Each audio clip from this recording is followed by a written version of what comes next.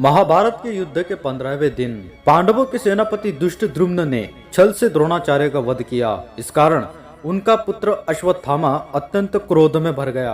उसने पहले तो नारायण अस्त्र के द्वारा पांडवों के करोड़ों सैनिकों का संहार कर दिया। इसके बाद जब श्री कृष्ण के प्रयत्न से नारायण अस्त्र शांत हो गया, तब अर्जुन ने अश्वत्थामा के पास पहुंचकर कहा, तुम्हारे अंदर जितनी शक्ति, जितना विज्ञान और जितनी वीरता तथा जितना पराक्रम हो, कौरवों पर जितना प्रेम हो और हमसे जितना द्वेष हो, वह सब आज हमारे पर ही दिखा लो।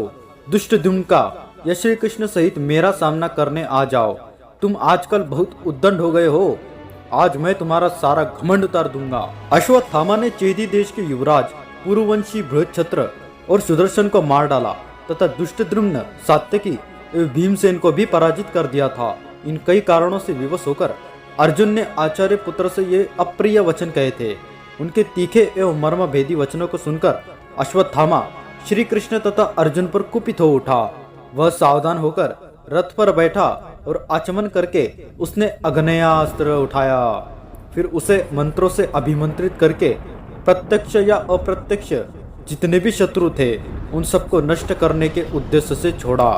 वह बाण धूम रहित अग्नि के समान देदीप्यमान हो रहा था। उसके छूटते ही आकाश से बाणों की घनघोर वृष्टि होने लगी। चारों ओर फैली हुई आग की लपट अर्जुन पर ही आ पड़ी। उस समय राक्षस और पिशाच एकत्रित होकर गर्जना करने लगे। हवा गर्म हो गई, सूर्य का तेज फीका पड़ गया और बादलों से रक्त की वर्षा होने लगी। तीनों लोग संतप्त हो उठे। उस अस्त्र के तेज से जलाशयों के गर्म हो जाने के कारण उनके भीतर रहने वाले जीव जलने तथा छटपटाने लगे। दिशाओं विदिशाओं, आकाश और पृथ्वी सब ओर से बाण वर्षा हो रही थी। वज्र के समान वेग वाले उन बाणों के प्रहार से शत्रु दग्ध होकर आग के जलाए हुए वृक्ष के भांति गिर रहे थे। बड़े बड़े हाथी चारों ओर चिकदाड़ करते हुए झुलस झुलस कर धाराशायी हो रहे थे। कुछ भयभीत होकर भाग रहे थे। महाप्रलय के समय संवर्तक नाम वाली आग जैसे संपूर्ण प्राणियों को जलाकर खाक कर डालती है, उसी प्रकार पांडवों की सेना उस अग्नेयास्त्र से दग्ध हो रही थी। यह देख धृतराष्ट्र के पुत्र विजय की उमंग से उल्लासित हो सिंहनाद करने लगे। हजारों प्रकार के बाजे बजाए जाने लगे।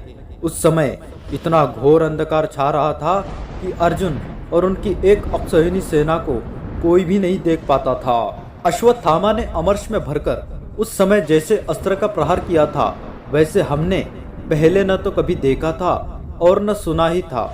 तदनंतर अर्जुन ने अश्वत्थामा के संपूर्ण अस्त्रों का नाश करने के लिए ब्रह्मास्त्र का प्रयोग किया। फिर तो क्षण भर में ही सारा अंधकार नष्ट हो गया। ठंडी ठंडी हवा चलने लगी। समस्त दिशाएं प्रकाशित हो गई। उजेला होने पर वहां एक अद्भुत बात दिखाई दी। पांडवों की एक अक्षौहिणी सेना उस अस्त्र के तेज से इस प्रकार दग्ध हो गई थी कि उसका नाम निशान तक मिट गया था, परंतु श्री कृष्ण और अर्जुन के शरीर पर आंच तक नहीं आई थी। ज्वाला से मुक्त होकर पताका, ध्वजा, घोड़े तथा आयुधों से सुशोभित अर्जुन का रथ वहां शोभा पाने लगा। उसे देख धृतराष्ट्र के पुत्रों को बड़ा भय हुआ, परंतु पांडवों की हर्ष की सीमा न रही। वे शंख और भेरी बजाने लगे। श्री कृष्ण और अर्जुन ने भी शंखनाद किया। उन दोनों महापुरुषों को अग्नेयास्त्र से मुक्त देख अश्वत्थामा दुखी और हक्का बक्का होकर थोड़ी देर तक सोचता रहा। फिर रथ से कूद पड़ा और धिक्कार है, यह सब झूठा है, ऐसा कहता हुआ रणभूमि से भाग चला। आशा करते हैं मित्रों, यह जानकारी आपको पहली बार ही मिली होगी। यह कथा आपने पहली बार ही सुनी होगी।